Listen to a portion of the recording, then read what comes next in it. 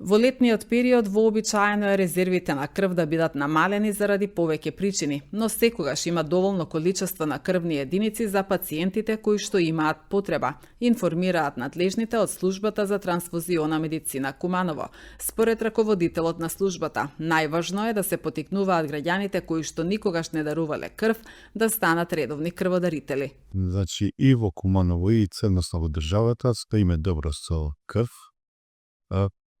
Имаме доволно крв, резервите на крв малку се намалени, меѓутоа ни треба да имаме паника, се е под контрола сега, само во овој период малку има млади кои што ќе окиште да работат сезонално, дали во западните земји, дали во соседните земји во крајбрежјето, Грција, Албанија, Црна Гора и така натаму.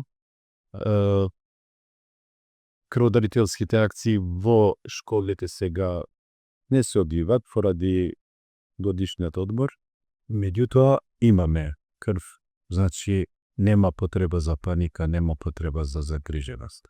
Има недостаток на негативните крвни единици, меѓутоа во моментот имаме, баш тоа не ни фали. Така да и во соседните земји, во Србија на пример, има подигнато паника дека нема крв. Во овој период сега има едно намалување на резервите, кај нас стоиме добро, меѓутоа зашто да немаме уште повеќе резерви на крв. Младите под 18 години не смеат да даруват, додека се во средно образование тие морат да даруват само во школите каде што се организира крводарителската акција.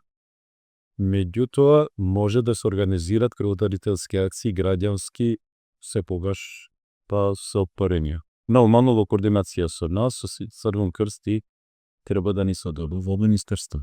Најдобро да се потикнуваат првократните дарители, пошто од кога ќе почнат да даруват се стекнува како добра навика и доаѓаат редовно да се даруваат.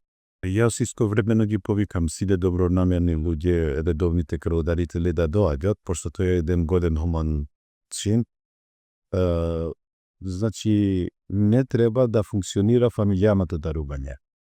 Бидејќи ако се случува несреќа, не дај Боже, значи една крвна единица минимум треба 48 сата да поминуваат за да биде спремна за дарување. Треба да се испитуваат заразна сексуално преносливите болести, да се одредуваат и други компоненти, да се одделат компоненти од крв. Меѓутоа, кога имаме крв на располагање, односно крвната единица има можност да го чека пациентот, додека пациентот нема можност да го чека, една крвна единица да се спремна за да се ја прима.